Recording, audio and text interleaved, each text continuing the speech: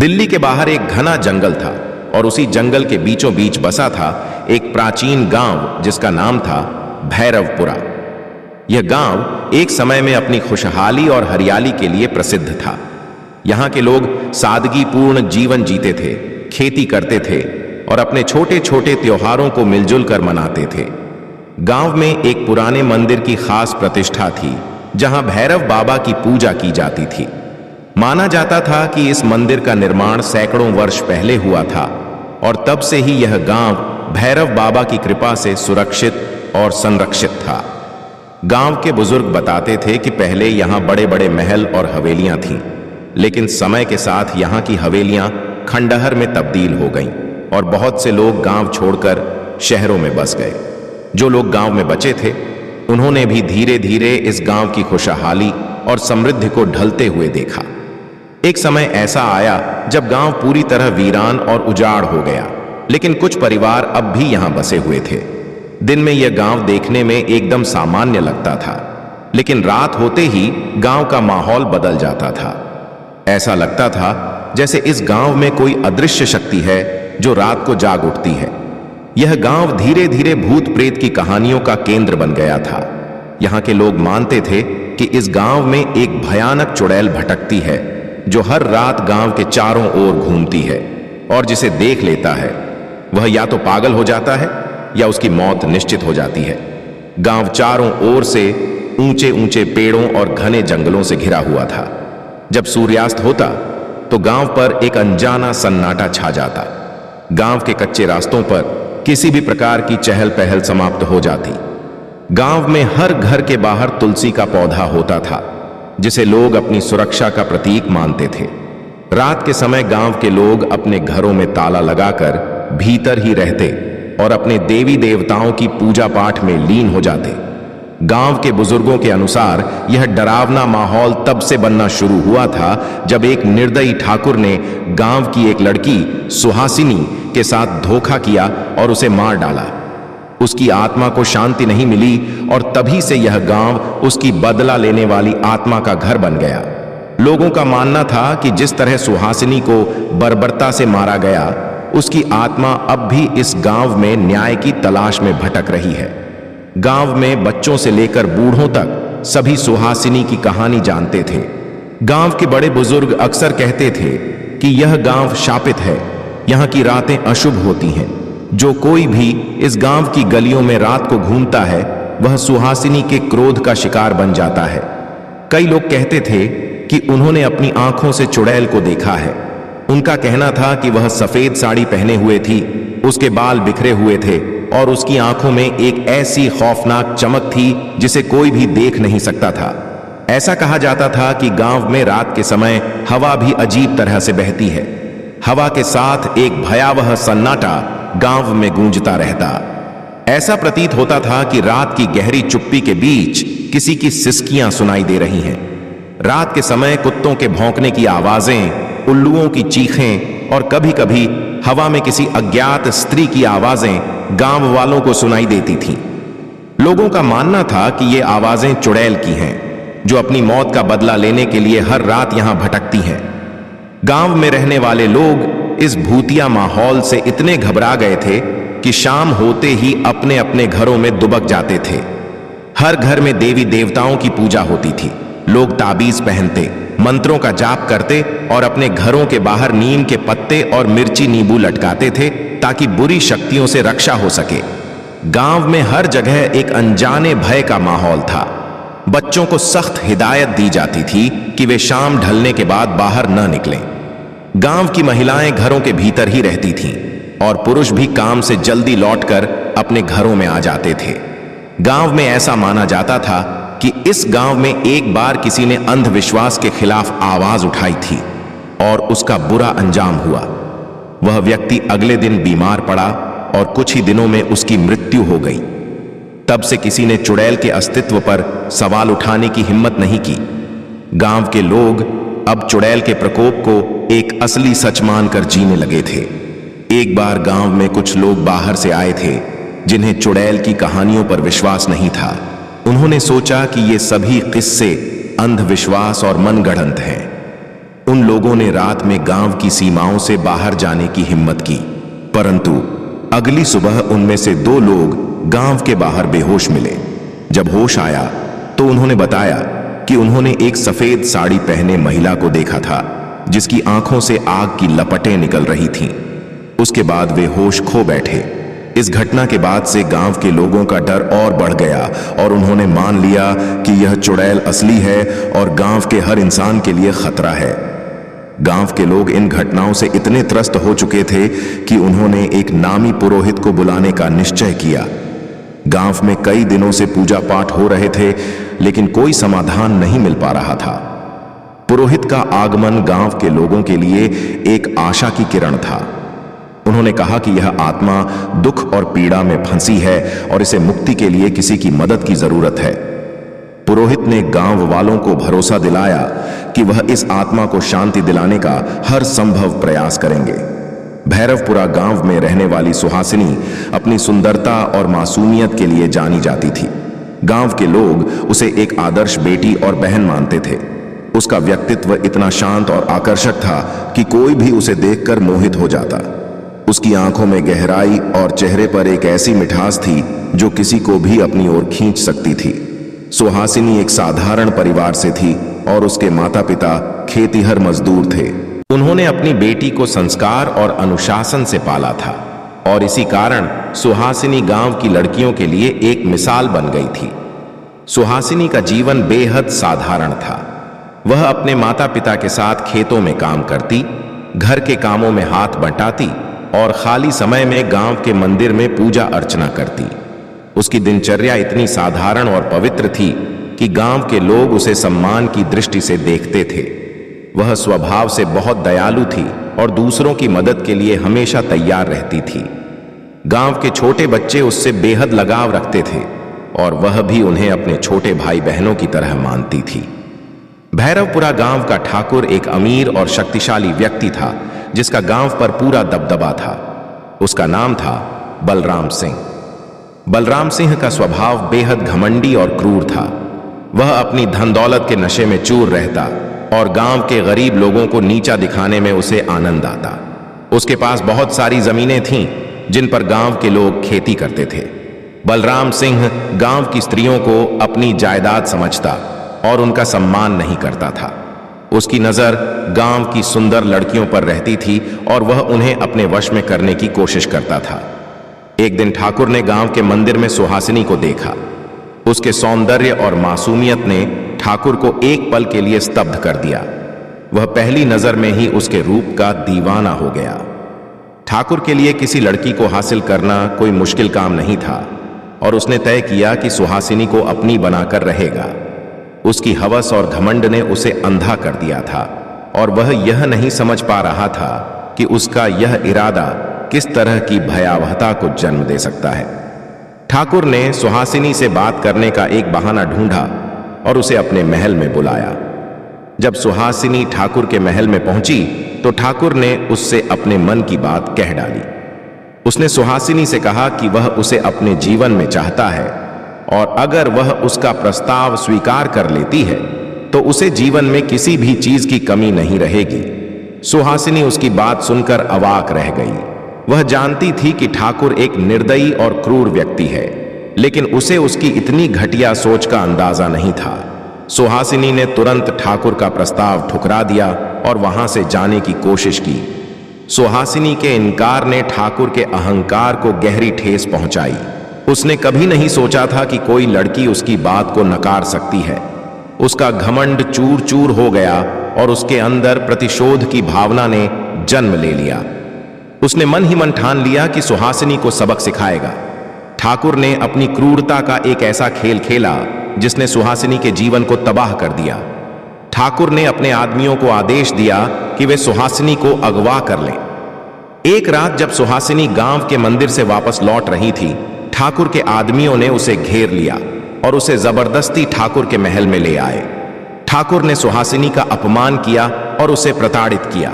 वह बार बार कहता, तुमने मेरे प्रस्ताव को ठुकराया, अब देखो कि मैं तुम्हारे साथ क्या करता हूं। उसकी क्रूरता और प्रताड़ना ने सुहासिनी को अंदर से तोड़ दिया। सुहासिनी ने ठाकुर की क्रूरता का सामना किया, लेकिन वह खुद को बचा नहीं सकी।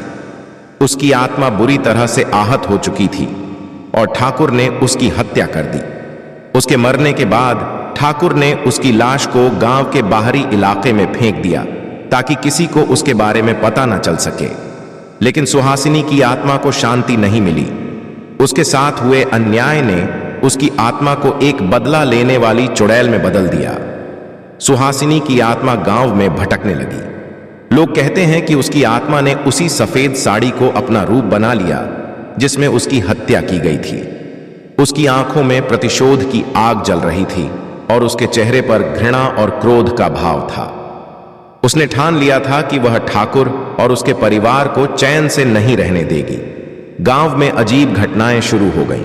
रात के समय लोगों को अजीब आवाजें सुनाई देने लगीं। कुछ लोगों ने बताया कि उन्होंने एक औरत को सफेद साड़ी में गांव के बाहर घूमते देखा।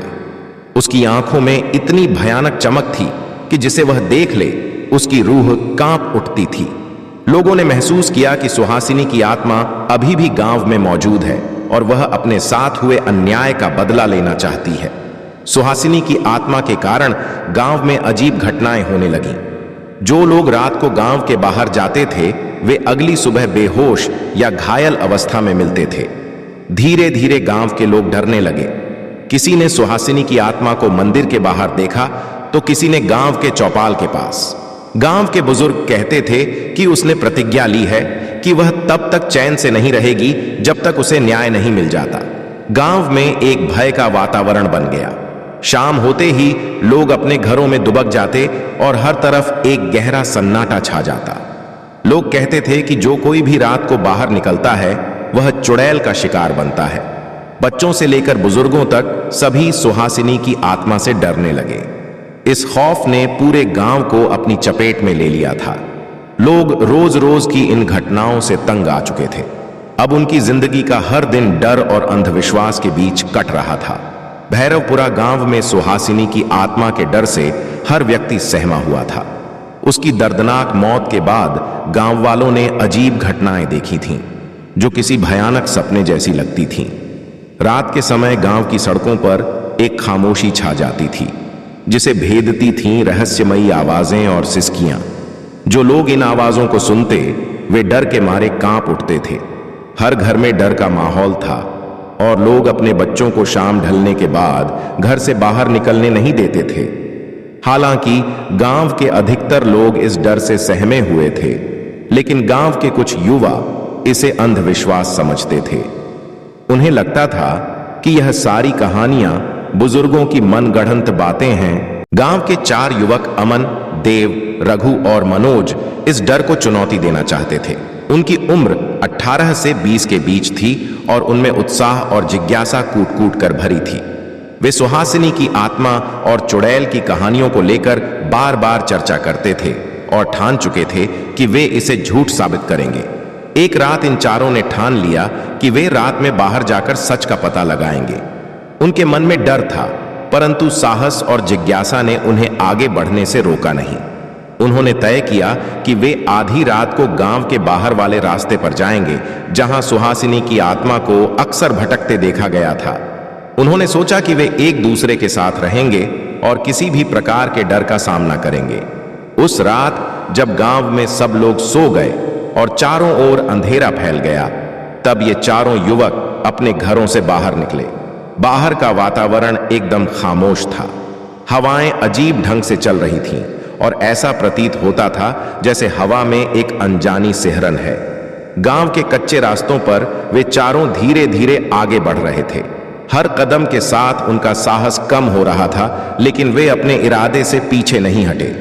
जैसे जैसे वे उस पुराने मंदिर के पास पहुंचे, उन्होंने महसूस किया कि वहां एक असामान्य ठंडक है। मंदिर के आसपास का माहौल बहुत अजीब था। मंदिर के पास के पेड़ हवा में ऐसे हिल रहे थे जैसे किसी ने उन्हें झकझोर दिया हो। गांव में मंदिर के पास वाली जगह को लोग भूतिया मानते थे और युवकों ने भी सुना था कि यहां पर सुहासिनी की आत्मा अक्सर दिखाई देती है। आधी रात बीत चुकी थी। चारों युवक मंदिर के पास खड़े होकर इधर उधर देख रहे थे। तभी अचानक उन्हें मंदिर के पीछे की ओर से एक अजीब सी सफेद रोशनी दिखाई दी। पहले तो उन्होंने सोचा कि यह उनका भ्रम है, लेकिन जैसे जैसे रोशनी स्पष्ट होती गई, उनकी हिम्मत जवाब देने लगी। रोशनी के साथ एक छाया उभर रही थी। सफेद साड़ी में लिपटी एक स्त्री, जिसके बाल बिखरे हुए थे और आंखें भयानक चमक रही थीं। अमन ने कांपती आवाज में कहा, देखो, वो सुहासिनी की आत्मा है। सभी युवक सहम गए और उनकी रूह कांपने लगी। चुड़ैल की आंखों में एक अजीब सी चमक थी, जो उनके दिलों में खौफ पैदा कर रही थी। उसने उनकी ओर देखा और उसकी भयानक मुस्कान उनके भीतर की हिम्मत को एक ही पल में चकनाचूर कर गई। रघु और देव ने भागने का प्रयास किया, लेकिन उनके पैर जमीन से मानो चिपक गए हों। ऐसा लगा कि जैसे किसी अनदेखी शक्ति ने उन्हें बांध लिया है। मनोज की आवाज कांपते हुए निकल रही थी, चलो यहां से भागते हैं। चारों युवक जितनी तेज भाग सकते थे, उतनी तेज भागने लगे। भागते भागते वे मंदिर से थोड़ी दूरी पर ही थे कि उन्होंने फिर से एक बार पीछे मुड़कर देखा। चुड़ैल उनके पीछे पीछे आ रही थी। उसकी आंखों में प्रतिशोध की आग जल रही थी और उसका चेहरा डरावना था। भागते भागते वे चारों हांफने लगे थे, लेकिन उनकी जान के डर ने उन्हें रुकने नहीं दिया। अमन ने जोर से चिल्लाते हुए कहा, हमें जल्दी से किसी सुरक्षित जगह छिपना होगा, वरना ये चुड़ैल हमें छोड़ने वाली नहीं है। किसी तरह चारों युवक गांव की सीमा में वापस आ गए। गांव में कदम रखते ही उन्होंने देखा कि चुड़ैल की छाया गायब हो गई। उनकी जान में जान आई, लेकिन उनकी हालत बेहद खराब थी। वे पसीने में तरबतर थे और उनके चेहरों पर डर की लकीरें साफ दिखाई दे रही थीं। वे बिना एक दूसरे से बात किए अपने अपने घरों की ओर दौड़ पड़े। अगले दिन गांव में यह बात आग की तरह फैल गई कि 4 युवकों ने चुड़ैल को देखा है। गांव के लोग उन्हें देखकर घबरा गए और उनके अनुभवों को सुनने के लिए एकत्रित हो गए। चारों ने गांव वालों को अपनी आपबीती सुनाई। गांव वालों के बीच डर और भी बढ़ गया। बुजुर्गों ने इस घटना को सुना और कहा, हम पहले ही कह चुके थे कि यह चुड़ैल हम सबके लिए खतरा है। इस गांव पर शाप है और सुहासिनी की आत्मा तभी शांत होगी जब उसे न्याय मिलेगा। यह सुनकर गांव के लोग और भी डर गए। अब गांव में हर रात एक अजीब सा सन्नाटा छाने लगा था। लोग अपने अपने घरों में डर के साए में सोते और यह सोचकर सहम जाते थे कि कहीं अगली बार चुड़ैल का शिकार वही न बन जाए। इस घटना के बाद गांव में अंधविश्वास और डर का माहौल और भी बढ़ गया। लोगों ने अपने घरों के बाहर नीम की टहनियां और तुलसी के पौधे लगाना शुरू कर दिए। कई घरों के बाहर लहसुन और मिर्च बांध दी गई ताकि चुड़ैल से सुरक्षा हो सके। घर घर में ताबीज बांधने का सिलसिला शुरू हो गया और लोग अपने बच्चों को घर से बाहर जाने से मना करने लगे। घबराए हुए गांव वालों ने मिलकर यह निर्णय लिया कि किसी शक्तिशाली पुरोहित को बुलाना ही सही उपाय होगा। उन्हें लगा कि केवल एक ज्ञानी और तंत्र मंत्र का जानकार व्यक्ति ही सुहासिनी की आत्मा को शांति दे सकता है। गांव के मुखिया ने कुछ लोगों को भेजा ताकि वे एक प्रसिद्ध तांत्रिक पुरोहित को गांव में ला सकें, जो इस आत्मा से उन्हें छुटकारा दिलाए। पुरोहित का आना गांव के लोगों के लिए एक उम्मीद बन गया। लोग यह मानने लगे थे कि केवल पुरोहित ही उस आत्मा को शांति दे सकता है, जिससे गांव को इस भयानक श्राप से मुक्ति मिल सके। भैरवपुरा गांव में अब हर कोई सुहासिनी की आत्मा से छुटकारा पाने के लिए बेचैन हो चुका था। हर दिन अजीब घटनाएं और डरावने अनुभव गांव वालों को झकझोर रहे थे। गांव के मुखिया ने पुरोहित को बुलाने का फैसला किया और आसपास के कई गांवों में संदेश भेजा कि किसी तांत्रिक विद्या में पारंगत पुरोहित की जरूरत है। कुछ ही दिनों बाद एक प्रसिद्ध तांत्रिक पुरोहित, जिसका नाम आचार्य रुद्र था, गांव में पहुंचा। आचार्य रुद्र एक जाने माने तांत्रिक और सिद्ध पुरोहित थे। उनके पास ऐसी शक्तियां थीं जिनके बल पर उन्होंने कई आत्माओं को शांति दी थी और कई भूत प्रेत से प्रभावित गांवों को बचाया था। उनके चेहरे पर एक अजीब सी गंभीरता और आंखों में रहस्यमयी चमक थी। लोग उनकी शक्ति और ज्ञान का सम्मान करते थे। वे अपने साथ कुछ पवित्र मंत्र, अनुष्ठान के साधन और एक चमकीली काले रंग की माला लेकर आए थे। आचार्य रुद्र ने गांव वालों से सुहासिनी की कहानी सुनी और उन्हें समझ आ गया कि यह आत्मा एक साधारण भूत नहीं, बल्कि एक प्रतिशोधी आत्मा है। जिसने अपने साथ हुए अन्याय के कारण चुड़ैल का रूप धारण किया है। उन्होंने गांव वालों को समझाया कि यह आत्मा तब तक चैन से नहीं बैठेगी जब तक उसे न्याय नहीं मिलेगा।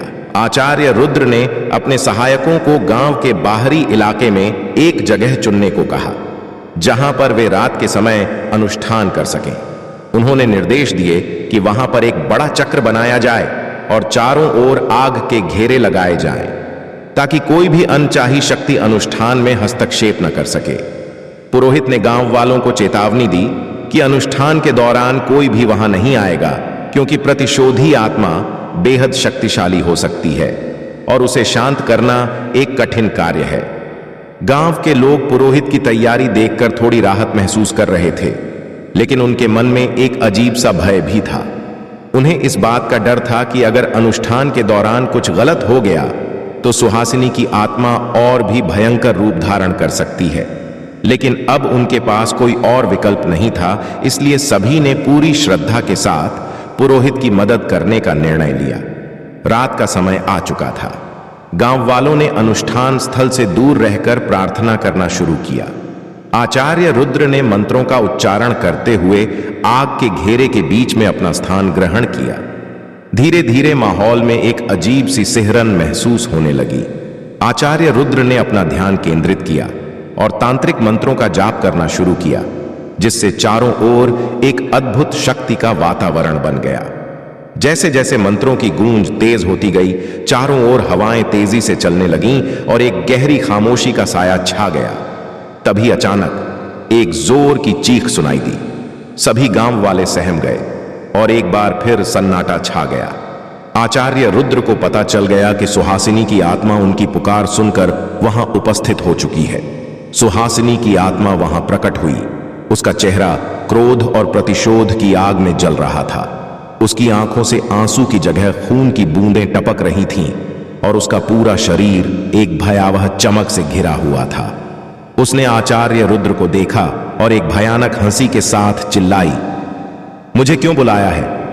क्या तुम मुझे भी उन लोगों जैसा कष्ट देना चाहते हो जिन्होंने मेरे जीवन को छीन लिया? आचार्य रुद्र ने शांत और सख्त आवाज में कहा, सुहासिनी, मैं यहां तुम्हें कष्ट देने नहीं, बल्कि तुम्हें शांति देने के लिए आया हूं।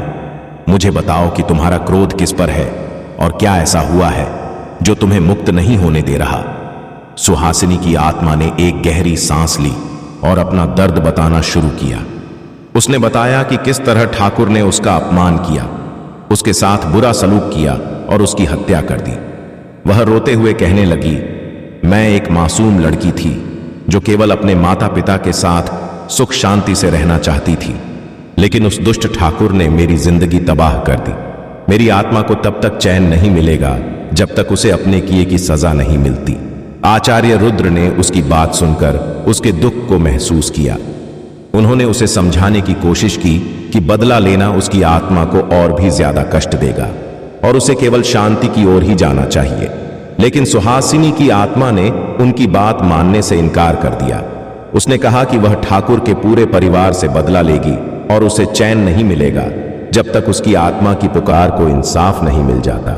आचार्य रुद्र ने सोचा कि सुहासिनी की आत्मा को शांत करने के लिए उसे एक और मौका देना चाहिए। उन्होंने कहा, सुहासिनी, अगर तुम्हें न्याय चाहिए तो हम तुम्हारी मदद करेंगे, लेकिन प्रतिशोध के कारण तुम्हारी आत्मा को शांति नहीं मिलेगी। मैं तुम्हें उस मार्ग पर चलने का उपाय बताऊंगा जिससे तुम्हारी आत्मा मुक्त हो सके। सुहासिनी ने अपनी आत्मा की आग को धीमा करते हुए कहा, ठीक है, अगर तुम मेरी मदद कर सकते हो तो मैं तुम्हारे प्रस्ताव को एक मौका दूंगी, लेकिन अगर मुझे इस बार भी धोखा मिला तो मैं इस पूरे गांव को अपनी चपेट में ले लूंगी। आचार्य रुद्र ने उसे आश्वासन दिया कि वे उसे न्याय दिलाने की हर संभव कोशिश करेंगे। उन्होंने गांव के मुखिया और कुछ प्रतिष्ठित लोगों को बुलाया और उनसे वादा किया कि वे ठाकुर के अत्याचार को उजागर करेंगे और सुहासिनी की आत्मा को इंसाफ दिलाने का प्रयत्न करेंगे। अगले दिन गांव में एक पंचायत बुलाई गई। आचार्य रुद्र ने गांव के लोगों को सुहासिनी के साथ हुए अत्याचार की कहानी सुनाई। उन्होंने ठाकुर के अपराधों का पर्दाफाश किया और गांव वालों से आग्रह किया कि वे ठाकुर के खिलाफ आवाज उठाएं। गांव वालों ने आचार्य रुद्र का साथ देने का निर्णय लिया और ठाकुर को उसके किए की सजा दिलाने के लिए एकजुट हो गए। गांव के लोगों ने ठाकुर के घर के सामने जाकर विरोध करना शुरू कर दिया। उन्होंने मांग की कि ठाकुर अपने अपराधों को स्वीकार करे और गांव से दूर चला जाए ताकि सुहासिनी की आत्मा को शांति मिले। ठाकुर, जो अब तक गांव पर अपनी सत्ता का दावा करता था, खुद को घिरा हुआ पाकर असहाय महसूस करने लगा। गांव वालों के विरोध और आचार्य रुद्र की चेतावनी के बाद ठाकुर का गुस्सा आसमान छूने लगा। ठाकुर को अपनी सत्ता, धन और रुतबे पर बहुत घमंड था और वह खुद को गांव का सर्वेसर्वा मानता था। ठाकुर के अहंकार को यह बर्दाश्त नहीं था कि कोई उसके खिलाफ आवाज उठाए और वह किसी भी हाल में अपनी सत्ता को गिरने नहीं देना चाहता था। उसने ठान लिया कि वह आचार्य रुद्र और गांव वालों को सबक सिखाएगा ताकि भविष्य में कोई भी उसके खिलाफ न खड़ा हो सके। उस रात ठाकुर ने अपने कुछ गुंडों को गांव वालों को डराने और धमकाने के लिए भेजा। गुंडों ने गांव के घरों पर पत्थर फेंके, लोगों को डराया और धमकी दी कि जो भी ठाकुर के खिलाफ जाएगा उसे इसका खामियाजा भुगतना पड़ेगा। गांव में फिर से डर और सन्नाटा छा गया और कई लोग पीछे हटने लगे। लेकिन आचार्य रुद्र ने लोगों को समझाया कि अगर वे अब डर गए तो सुहासिनी की आत्मा कभी भी चैन से नहीं रह पाएगी और उनका गांव हमेशा के लिए उस शाप के अधीन रहेगा। आचार्य रुद्र ने गांव वालों से आग्रह किया कि वे एकजुट होकर ठाकुर का सामना करें और उसे यह समझाएं कि उसकी सत्ता अब गांव पर नहीं चलेगी।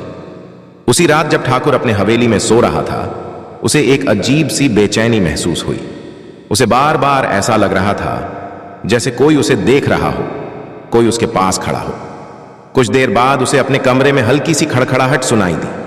उसने जब इधर उधर देखा तो कोई दिखाई नहीं दिया, लेकिन कुछ ही पलों में कमरे का तापमान अचानक ठंडा हो गया और हवाओं में एक अजीब सी सिहरन फैल गई। तभी ठाकुर के सामने एक भयानक छाया प्रकट हुई। सफेद साड़ी में लिपटी सुहासिनी की आत्मा। उसकी आंखों में भयानक गुस्सा था और उसका चेहरा ऐसा था जैसे उसने कोई भयानक प्रतिशोध लेने का निश्चय कर लिया हो। ठाकुर की हिम्मत जवाब दे गई। उसके शरीर में कांपने लगा और वह चिल्लाने लगा, कौन हो तुम? मुझसे दूर रहो। लेकिन सुहासिनी की आत्मा ने उसके चिल्लाने का कोई जवाब नहीं दिया। उसने केवल अपनी भयानक हंसी के साथ उसकी ओर देखा और कहने लगी, ठाकुर, तुम्हारा अंत करीब है। मैंने तुम्हारी वजह से जो दर्द और यातना सही है उसका बदला लेने का समय आ गया है। अब तुम्हें भी वही दर्द महसूस करना होगा। ठाकुर ने उस भयानक छाया से बचने की कोशिश की, लेकिन जैसे ही उसने दरवाजे की ओर भागने का प्रयास किया, वह अपने आप बंद हो गया। अब वह फंस चुका था। उसकी आत्मा की पुकार जैसे हवा में गूंज रही थी और उसे अपनी मौत का एहसास होने लगा। उसकी चीखें हवेली में गूंजने लगीं, लेकिन वहां उसे बचाने वाला कोई नहीं था। ठाकुर ने खुद को उस कमरे से बाहर निकलने के लिए हर संभव कोशिश की, लेकिन उसकी हर कोशिश नाकाम रही। सुहासिनी की आत्मा उसके करीब आती गई और उसके हाथों से बर्फ जैसी ठंडक महसूस होने लगी। ठाकुर का शरीर बेजान हो गया। उसकी आंखों में खौफ झलकने लगा और उसने महसूस किया कि यह आत्मा उसे उसकी गलतियों की सजा देने के लिए आई है। उसने अपने किए की माफी मांगी, लेकिन आत्मा ने उसकी कोई बात नहीं मानी। सुहासिनी ने कहा, तुम्हारी यह सजा तब तक जारी रहेगी जब तक तुम्हें अपने पापों का पूरा एहसास नहीं होगा। तुमने मुझे और मेरे परिवार को बर्बाद किया और अब तुम्हें अपनी हर क्रूरता का जवाब देना होगा। इतना कहकर सुहासिनी की आत्मा ने उसे एक जोरदार धक्का दिया, जिससे वह जमीन पर गिर पड़ा। उसकी आंखों में अजीब सा दर्द और पछतावा था, लेकिन वह कुछ भी नहीं कर सकता था। ठाकुर के हवेली में हो रही इस घटना की खबर गांव तक पहुंच गई। गांव के लोग और आचार्य रुद्र ठाकुर की हवेली की ओर दौड़े। जब वे वहां पहुंचे तो उन्होंने देखा कि ठाकुर कमरे में बेजान पड़ा था और सुहासिनी की आत्मा वहां खड़ी हुई थी। आचार्य रुद्र ने अपने मंत्रों का उच्चारण करना शुरू किया और आत्मा को शांत करने की कोशिश की। उन्होंने सुहासिनी की आत्मा से कहा, अब तुम्हें अपने प्रतिशोध को छोड़कर शांति की ओर बढ़ना चाहिए। ठाकुर ने अपने पापों का एहसास कर लिया है और उसकी सजा मिल चुकी है। तुम्हारी आत्मा को अब मुक्ति मिलेगी। सुहासिनी ने आचार्य रुद्र की बातों को सुना और एक क्षण के लिए शांत हो गई। उसने आखिरी बार गांव वालों की ओर देखा और धीरे धीरे हवा में घुलने लगी।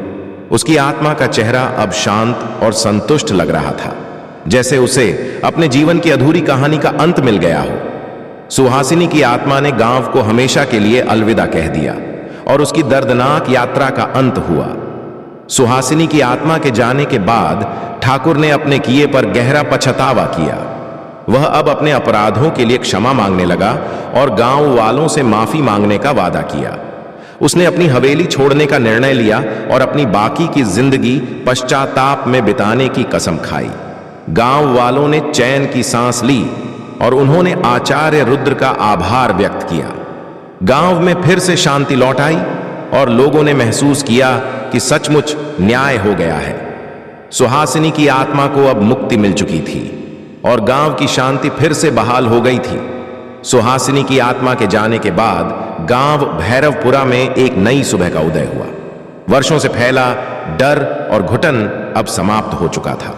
ठाकुर का पश्चाताप, आचार्य रुद्र का सहयोग और गांव वालों की एकता ने एक भयानक घटना को सुलझा दिया था। सभी के मन में अब एक शांति थी, परंतु कुछ सवाल अभी भी अनसुलझे थे।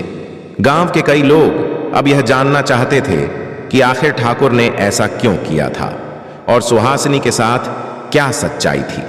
आचार्य रुद्र भी इस सवाल का उत्तर जानने को उत्सुक थे, क्योंकि उनकी मान्यता थी कि सुहासिनी की आत्मा के पीछे कुछ रहस्यमयी बातें छुपी हैं। उन्होंने गांव वालों से वादा किया कि वह इस घटना के बारे में और गहराई से जानने की कोशिश करेंगे, ताकि भविष्य में कोई अन्य आत्मा इस प्रकार के कष्ट में न पड़ी। कुछ दिनों के बाद आचार्य रुद्र ने गांव के मुखिया से बात की और तय किया कि ठाकुर की हवेली का निरीक्षण किया जाए। ठाकुर की हवेली अब उजाड़ हो चुकी थी, क्योंकि ठाकुर उसे छोड़कर कहीं दूर चला गया था। गांव के कुछ साहसी युवक और आचार्य रुद्र ठाकुर की हवेली की ओर बढ़े। हवेली के अंदर अजीब सी खामोशी और सन्नाटा था। जैसे ही वे अंदर पहुंचे, उन्हें वहां एक कमरे में एक पुराना संदूक दिखाई दिया। संदूक पर धूल जमी हुई थी और उसमें एक भारी ताला लगा हुआ था। आचार्य रुद्र ने अपने मंत्रों से उस ताले को खोलने का प्रयास किया और अंततः ताला खुल गया। जब उन्होंने संदूक खोला तो उसमें कई पुराने कागजात और कुछ तस्वीरें थीं। तस्वीरों में एक युवा और सुंदर लड़की थी, वही सुहासिनी। कागजातों में ठाकुर की कुछ निजी डायरी और पुराने खत थे, जिन्हें देखकर आचार्य रुद्र ने जाना कि ठाकुर का जुर्म केवल किसी एक इंसान तक सीमित नहीं था, बल्कि उसने कई और लोगों के साथ अन्याय किया था। डायरी में ठाकुर ने अपने विचारों और अपने पापों को दर्ज किया था। उसने लिखा था कि उसने सुहासिनी को पाने के लिए हर संभव प्रयास किया, लेकिन जब वह नहीं मानी तो उसने उसे बलपूर्वक अपने पास बुलाने का प्रयास किया।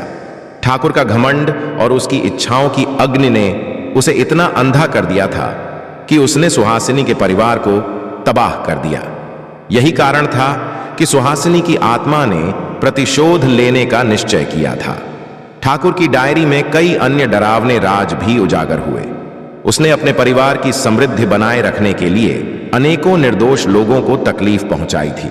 यह जानकर आचार्य रुद्र और गांव के लोग स्तब्ध रह गए। उन्होंने तय किया कि इस सच्चाई को सबके सामने लाया जाएगा, ताकि भविष्य में कोई और ठाकुर जैसे घमंडी व्यक्ति का शिकार न बने। गांव वालों ने इस सच्चाई को पूरे गांव में बताया। सभी ने मिलकर ठाकुर की हवेली को गिराने का निर्णय लिया, ताकि वह भयानक यादें गांव पर कभी भी साया न डाल सके। हवेली को तोड़ने के दौरान गांव वालों को कुछ और डरावने अवशेष और प्रतीक चिन्ह मिले, जो तांत्रिक विद्या और काले जादू के प्रतीक थे। यह स्पष्ट था कि ठाकुर अपने स्वार्थ के लिए किसी भी हद तक जा सकता था और उसने कई अनुष्ठानों के जरिए अपनी शक्ति को बढ़ाने का प्रयास किया था। आचार्य रुद्र ने इन प्रतीकों का निवारण करने के लिए एक पवित्र यज्ञ का आयोजन किया, जिसमें पूरे गांव ने हिस्सा लिया। उन्होंने गांव को हर प्रकार की नकारात्मक शक्ति से मुक्त करने का संकल्प लिया और गांव वालों को विश्वास दिलाया कि अब उनके गांव पर किसी भी प्रकार की बुरी आत्मा का साया नहीं पड़ेगा। गांव के लोगों ने सुहासिनी की याद में एक छोटे से मंदिर का निर्माण करने का निर्णय लिया। उन्होंने मंदिर को गांव के केंद्र में स्थापित किया ताकि उसकी आत्मा को हमेशा याद किया जा सके। यह मंदिर गांव वालों को यह याद दिलाता था कि अन्याय और अत्याचार का अंत जरूर होता है और पवित्र आत्माओं को शांति मिलती है। मंदिर के बाहर एक शिला पर सुहासिनी की कहानी को संक्षेप में उकेरा गया ताकि आने वाली पीढ़ियां जान सकें कि न्याय और सत्य के लिए लड़ी गई लड़ाई हमेशा महत्वपूर्ण होती है। इस मंदिर ने गांव वालों को प्रेरणा दी और एक नई आशा की किरण जगाई। समय बीतता गया और भैरवपुरा गांव ने एक नई दिशा में कदम बढ़ाया। ठाकुर के आतंक से मुक्त होकर गांव में खुशी और शांति का माहौल था। लोग अब एक दूसरे की मदद करने के लिए तत्पर रहते और गांव के लोग एकजुट होकर सभी कार्यों को संपन्न करते। गांव में अब कोई डर नहीं था, बल्कि एक नई चेतना का संचार हुआ था। आचार्य रुद्र ने गांव वालों को शिक्षा दी कि वे हमेशा एकजुट रहें और कभी भी अन्याय का सामना करने से न घबराएं। उनके प्रयासों और सुहासिनी के संघर्ष ने गांव में एक नई चेतना का संचार किया। अब गांव के लोग अपने बच्चों को सुहासिनी की कहानी सुनाते और उन्हें सिखाते कि सच का रास्ता भले ही कठिन हो, लेकिन अंततः जीत सत्य की ही होती है। गांव की शांति और सुहासिनी के मंदिर के बनने के बाद सभी को लगा कि अब सभी अनसुलझे प्रश्नों का उत्तर मिल चुका है और गांव में कोई रहस्य बाकी नहीं है। लेकिन आचार्य रुद्र के मन में एक अलग ही जिज्ञासा थी। ठाकुर की डायरी और हवेली में मिले प्रतीक चिन्हों ने उनके मन में संदेह उत्पन्न किया था कि इस कहानी का अंत यही नहीं हुआ। उन्हें यह आभास हो रहा था कि ठाकुर के काले जादू और तांत्रिक अनुष्ठानों का रहस्य अभी पूरी तरह उजागर नहीं हुआ है। आचार्य ने मन ही मन निश्चय किया कि वह इस रहस्य को जानने के लिए गहराई में जाएंगे ताकि गांव को भविष्य में किसी भी बुरी ताकत से हमेशा के लिए सुरक्षित किया जा सके। एक दिन आचार्य रुद्र गांव के सबसे पुराने और पवित्र स्थान रुद्रकुंड की ओर चले गए। यह स्थान गांव से कुछ दूर एक घने जंगल में था और इसे प्राचीन काल से पवित्र माना जाता था। कहते थे कि यहां भगवान शिव ने अपनी शक्ति का अंश छोड़ा था और यह स्थान गांव की सुरक्षा करता था। जैसे ही आचार्य रुद्र रुद्रकुंड पहुंचे, उन्हें वहां एक अजीब सी ऊर्जा का आभास हुआ। कुंड के किनारे बैठे आचार्य ने ध्यान करना शुरू किया। धीरे धीरे उनके मन में दिव्य ज्ञान का अनुभव होने लगा और उन्होंने महसूस किया कि कुंड के नीचे एक गुप्त स्थान है जो किसी विशेष उद्देश्य से छिपा हुआ है। आचार्य ने मंत्रों का उच्चारण करना शुरू किया और कुंड के चारों ओर धूप जलाकर पवित्रता का संचार किया। कुछ देर बाद कुंड के पानी में हलचल हुई और वहां एक दरवाजे का आभास हुआ। आचार्य समझ गए कि यह साधारण कुंड नहीं है, इसके नीचे कुछ गहरा रहस्य छुपा हुआ है। आचार्य रुद्र ने उस दरवाजे से नीचे उतरने का निर्णय लिया। जैसे ही वह सीढ़ियां उतरते गए, वहां का तापमान ठंडा होता गया और माहौल में एक अजीब सी सिहरन फैल गई। तहखाने के अंदर पहुंचकर उन्होंने देखा कि वहां कुछ तांत्रिक प्रतीक चिन्ह और अन्य अनुष्ठानों के निशान थे। तहखाने में एक दीवार पर प्राचीन शिलालेख थे जो बताती थी कि यहां कई वर्षों पहले तांत्रिक अनुष्ठान किए गए थे। यह जानकर आचार्य स्तब्ध रह गए। उन्हें समझ आ गया कि ठाकुर ने अपने पूर्वजों से यह कला सीखी थी और उसी का इस्तेमाल करते हुए उसने गांव वालों पर अत्याचार किया था। आचार्य ने शिलालेखों को ध्यान से पढ़ा और जाना कि यह स्थान केवल शक्ति के दुरुपयोग के लिए नहीं था, बल्कि इस जगह का उद्देश्य गांव की रक्षा करना था। पुराने समय में यहां कई सिद्ध तांत्रिक और आर्ष आए थे जिन्होंने गांव पर आने वाली बुरी शक्तियों का नाश करने के लिए यज्ञ किए थे। लेकिन ठाकुर के पूर्वजों ने इस शक्ति का दुरुपयोग करके इसे नकारात्मक उद्देश्यों में बदल दिया। शिलालेख में यह भी लिखा था कि यहां एक दिव्य पत्थर स्थापित किया गया है जो गांव की सुरक्षा के लिए एक ढाल का काम करता है। लेकिन यदि इस पत्थर का गलत उपयोग किया जाए तो यह गांव पर कहर भी बरसा सकता है। आचार्य समझ गए कि ठाकुर के पूर्वजों ने इसी पत्थर की शक्ति का गलत उपयोग कर इसे अपनी शक्ति में बदलने का प्रयास किया था। आचार्य रुद्र ने फैसला किया कि वह उस पत्थर की शक्ति को पुनः गांव की भलाई के लिए इस्तेमाल करेंगे। उन्होंने सभी तांत्रिक प्रतीकों को हटाकर वहां एक पवित्र यज्ञ करने का निर्णय लिया।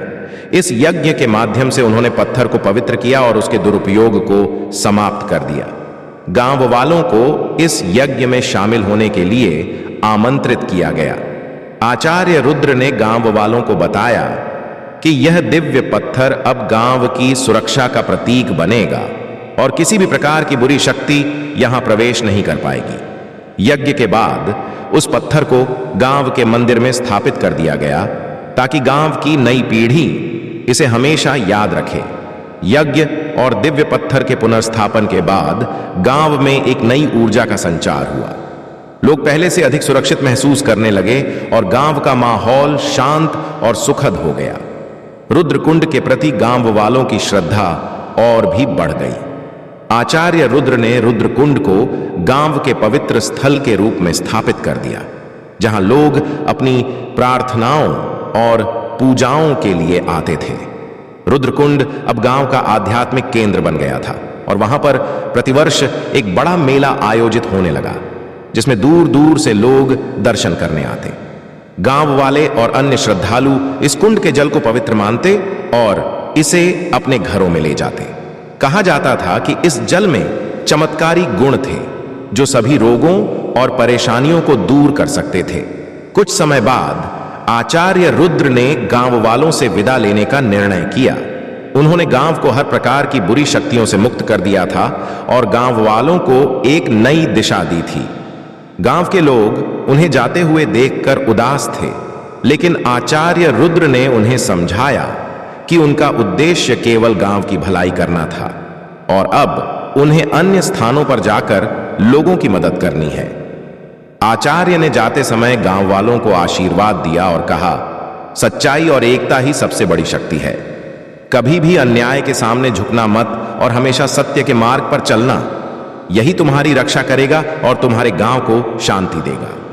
समय बीतता गया और भैरवपुरा गांव अब एक सशक्त और समृद्ध स्थान बन चुका था। रुद्रकुंड की पवित्रता और सुहासिनी के मंदिर की आध्यात्मिकता ने गांव वालों के जीवन को एक नई दिशा दी थी। लेकिन जैसे जैसे गांव की खुशहाली बढ़ रही थी, कुछ रहस्यमय घटनाएं भी सामने आने लगी। रात में अजीब और गरीब आवाजें सुनाई देने लगीं और कुछ लोग अंधेरे में खोने लगे। गांव के मुखिया ने इन घटनाओं पर ध्यान दिया और तय किया कि इसे गंभीरता से लेना चाहिए।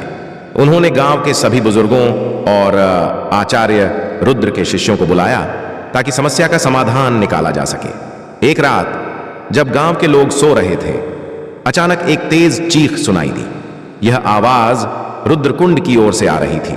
सभी लोग डर के मारे बाहर निकल आए। कुछ लोग यह कहने लगे कि शायद कोई आत्मा वापस लौट आई है, लेकिन कुछ अन्य ने इसे एक भ्रम समझा। गांव के युवा जो पहले से ही सुहासिनी की कहानी सुन चुके थे, ने तय किया कि उन्हें इस रहस्य का पता लगाना होगा। उन्होंने एक समूह बनाया और रुद्रकुंड की ओर बढ़े। जैसे ही वे वहां पहुंचे, उन्हें कुंड के पास कुछ अजीब सी हलचल दिखाई दी। वहां एक अंधेरे साए का आभास हो रहा था जो बार बार उनकी ओर देख रहा था। गांव वालों ने उस साए का सामना करने का निर्णय लिया। जैसे ही उन्होंने करीब जाने की कोशिश की, वह साया अचानक गायब हो गया। लेकिन वहां एक पुराना तंत्र मंत्र का प्रतीक चिन्ह मिट्टी में खोद कर मिला। यह देखकर सभी की आंखें चौंधियां गईं। आचार्य रुद्र के शिष्य, जो इस रहस्य का विश्लेषण करने में मदद कर सकते थे, वहां मौजूद थे। उन्होंने कहा, यह प्रतीक चिन्ह तांत्रिक अनुष्ठानों का है। ऐसा लगता है कि किसी ने फिर से इस शक्ति को जागृत करने की कोशिश की है। हमें इसे तुरंत रोकना होगा। गांव वालों ने ठान लिया कि वे इस रहस्य की तह तक पहुंचेंगे। उन्होंने तय किया कि एक रात वे रुद्रकुंड के पास ठहरेंगे और वहां होने वाली घटनाओं की निगरानी करेंगे। कुछ गांव वाले ने अपने साथ जादुई किताबें और प्राचीन तंत्र मंत्र के ग्रंथ भी लाए। रात का अंधेरा बढ़ने लगा और जैसे जैसे समय बीतता गया, गांव वालों ने देखा कि फिर से वही साया प्रकट हुआ। इस बार उन्होंने एकजुट होकर उस साये का सामना करने का निश्चय किया। जब साया धीरे धीरे उनके पास आया, तब उन्होंने देखा कि यह एक महिला का साया था। उसकी आंखों में दर्द और विषाद था। वह किसी प्रकार की मदद की गुहार लगा रही थी। गांव वालों ने समझा कि यह कोई पीड़ित आत्मा है और आचार्य रुद्र के शिष्यों ने उसे शांति देने का प्रयास किया। तुम कौन हो? तुम्हें क्या चाहिए? एक युवा ने हिम्मत जुटाकर पूछा। उसने कहा, मैं राधिका हूं। मैं भी सुहासिनी की तरह इस गांव की एक अदृश्य शिकार हूं। मुझे इस स्थान से मुक्त होने के लिए मदद चाहिए। मेरे साथ अन्याय हुआ है। मैं भी ठाकुर का शिकार थी, लेकिन मेरी आत्मा अभी तक शांति नहीं पा सकी है। राधिका की बात सुनकर गांव वालों को समझ आया कि यह केवल सुहासिनी का मामला नहीं था, बल्कि ठाकुर के पापों का एक और पहलू सामने आ रहा था। राधिका ने बताया कि वह ठाकुर के छोटे भाई की प्रेमिका थी और उसकी हत्या कर दी गई थी क्योंकि उसने ठाकुर की अन्यायपूर्ण योजनाओं का विरोध किया था। मेरी आत्मा को शांति तभी मिलेगी जब तुम इस स्थान पर मेरा नाम लेकर एक यज्ञ करोगे और मेरी न्याय की पुकार सुनोगे, उसने कहा। गांव वालों ने तय किया कि वे राधिका की आत्मा को शांति देने के लिए एक यज्ञ का आयोजन करेंगे। उन्होंने सभी गांव वालों को एकत्रित किया और यज्ञ की तैयारी करने लगे। यज्ञ की तैयारी करते समय गांव वालों ने राधिका की आत्मा को सम्मान देने का निर्णय लिया। उन्होंने यज्ञ में राधिका के नाम की चर्चा की और उसकी मृत्यु के बारे में गांव वालों को बताया। यज्ञ का आयोजन रुद्रकुंड के किनारे किया गया, जहां राधिका की आत्मा प्रकट हुई थी। गांव वालों ने यज्ञ के लिए सभी सामग्री एकत्रित की और पवित्र अग्नि प्रज्वलित की।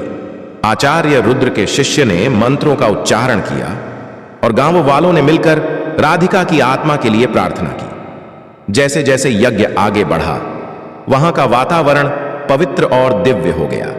यज्ञ समाप्त होने के बाद अचानक एक हल्की सी आंधी चली और राधिका की आत्मा ने एक बार फिर से प्रकट होकर गांव वालों का धन्यवाद किया।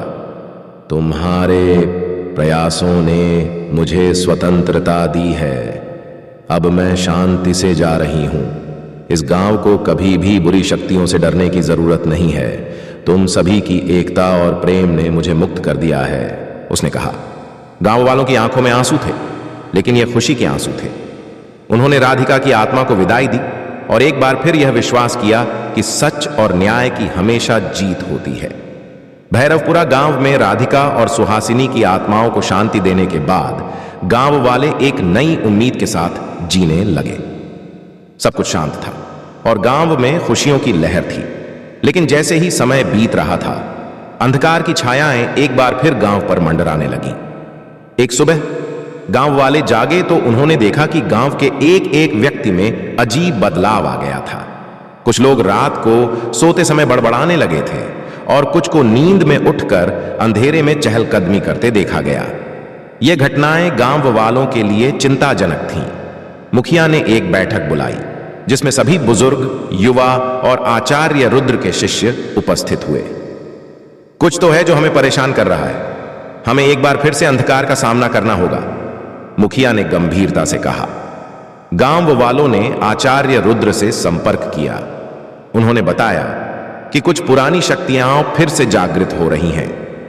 गांव में कोई बुरी शक्ति प्रवेश कर रही है और हमें इसे रोकना होगा। हमें पता लगाना होगा कि यह सब कैसे शुरू हुआ, आचार्य रुद्र ने कहा। गांव वालों ने तय किया कि उन्हें रुद्रकुंड की ओर फिर से जाना होगा। उन्होंने वहां एक सभा बुलाई ताकि वे अपने अनुभवों को साझा कर सकें और एक योजना बना सकें। गांव वालों ने रात का समय चुना, जब चांद की रोशनी से रुद्रकुंड की सुंदरता और भी बढ़ जाती थी। जब वे वहां पहुंचे तो उन्होंने देखा कि कुंड के पास एक अंधेरा साया फिर से उपस्थित था। यह वही साया था जिसे उन्होंने पहले देखा था। जैसे ही वे उस साये के करीब पहुंचे, वह फिर से गायब हो गया। लेकिन इस बार उन्होंने देखा कि कुंड के पानी में कुछ गहरा दिखाई दे रहा था। गांव वालों ने महसूस किया कि कुंड में एक अदृश्य शक्ति का संकेत था, जो उन्हें कुछ कहने की कोशिश कर रही थी। आचार्य रुद्र ने ध्यान करने का निर्णय लिया। उन्होंने महसूस किया कि शायद कुंड के नीचे कुछ और गुप्त ग्रंथ या प्रतीक हैं जो इस समस्या का हल बता सकते हैं। वे सभी ने मिलकर कुंड के चारों ओर ध्यान और प्रार्थना करने का निर्णय लिया। कुछ समय बाद अचानक एक आवाज आई, मेरे समय में हमने तुम्हारे गांव को बुरी शक्तियों से बचाने के लिए बलिदान दिया था, लेकिन अब तुम्हारी दुनिया में पाप फिर से बढ़ रहा है। मैं तुम्हें बताना चाहती हूं कि तुम्हें एक प्राचीन ग्रंथ की आवश्यकता है जो तुम्हें सही रास्ता दिखाएगा। गांव वालों ने तय किया कि उन्हें इस प्राचीन ग्रंथ को खोजना होगा। आचार्य रुद्र ने बताया कि यह ग्रंथ एक पुराने मंदिर में छिपा हुआ है जो अब खंडहर बन चुका है। यह मंदिर गांव से बाहर एक घने जंगल में था। गांव वालों ने अगले दिन ही उस मंदिर की ओर यात्रा करने का निर्णय लिया।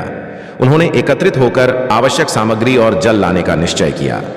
यात्रा के दौरान उन्हें पता था कि उन्हें डर का सामना करना होगा, लेकिन उन्होंने एक दूसरे को उत्साहित करते हुए आगे बढ़ने का निर्णय लिया। जब गांव वाले उस पुराने मंदिर के खंडहर में पहुंचे तो वहां का माहौल बेहद रहस्यमय था। चारों ओर घने वृक्ष और जंगली पौधे थे। मंदिर की दीवारों पर पुरानी चित्रकला थी जो मंदिर की महानता को दर्शाती थी। जैसे ही गांव वालों ने मंदिर के अंदर प्रवेश किया, उन्हें अजीब सी आवाजें सुनाई देने लगीं। दीवारों पर लिपटी हुई जड़ी बूटियां और गंदगी ने उस स्थान को और भी डरावना बना दिया, लेकिन उन्होंने साहस नहीं खोया और आगे बढ़ते रहे। मंदिर के भीतर एक कमरे में एक पुराना ताबूत रखा था। गांव वालों ने उस ताबूत को खोला और वहां उन्हें एक पुराना ग्रंथ मिला। यह ग्रंथ बुराई से निपटने के लिए तंत्र मंत्र और यज्ञों के बारे में था। ग्रंथ को पाकर गांव वालों ने राहत की सांस ली, लेकिन जैसे ही वे बाहर निकलने लगे, अचानक खंडहर में एक अंधेरा साया प्रकट हुआ। यह वही साया था जो गांव में आतंक फैला रहा था। साया धीरे धीरे उनके करीब आया और उसकी आंखों में एक भयंकरता थी। तुमने मुझे फिर से जगाने का प्रयास किया है, मैं तुम्हारे गांव को नष्ट कर दूंगा, उसने दहशत में चिल्लाते हुए कहा। गांव वालों ने एकजुट होकर उसके सामने खड़े होने का निर्णय लिया। आचार्य रुद्र ने ग्रंथ से तंत्र मंत्र का पाठ करना शुरू किया। जैसे ही मंत्रों का उच्चारण हुआ, साया और भी भयंकर हो गया, लेकिन गांव वालों ने हार नहीं मानी। आचार्य रुद्र ने ग्रंथ के अनुसार एक विशेष यज्ञ की तैयारी की। गांव वालों ने मिलकर उस यज्ञ को करना शुरू किया। यज्ञ की अग्नि में सामग्रियों को डालते हुए उन्होंने शक्ति और एकता के साथ मंत्रों का उच्चारण किया। जैसे जैसे यज्ञ आगे बढ़ा, अंधेरे साए की शक्ति कम होने लगी। वह साया धीरे धीरे कमजोर होता गया और अंततः एक भयानक चीख के साथ गायब हो गया। यज्ञ समाप्त होने के बाद गांव वालों ने एक दूसरे को गले लगाया। उन्होंने महसूस किया कि बुराई पर अच्छाई की हमेशा जीत होती है। आचार्य रुद्र ने कहा, हमने एक बार फिर से साबित कर दिया है कि जब हम एकजुट होते हैं तो कोई भी बुरी शक्ति हमें हरा नहीं सकती। गांव वाले ग्रंथ को सुरक्षित रखते हुए वापस लौटे। रुद्रकुंड की पवित्रता को फिर से स्थापित किया गया और गांव वालों ने मिलकर वहां एक नई प्रतिज्ञा की कि वे हमेशा सच्चाई और न्याय के रास्ते पर चलेंगे। अगर आपको यह कहानी अच्छी लगी हो तो कृपया वीडियो को लाइक करें, चैनल को सब्सक्राइब करना ना भूलें और अपने दोस्तों के साथ शेयर करें ताकि वे भी इस रहस्यमयी अनुभव का आनंद ले सकें। नीचे कमेंट में बताएं कि क्या आपको भी कभी ऐसी कोई घटना महसूस हुई है। दोस्तों, हमेशा सतर्क रहने की जरूरत है क्योंकि आधी रात की सड़कों पर रहस्य और डर दोनों होते हैं। धन्यवाद।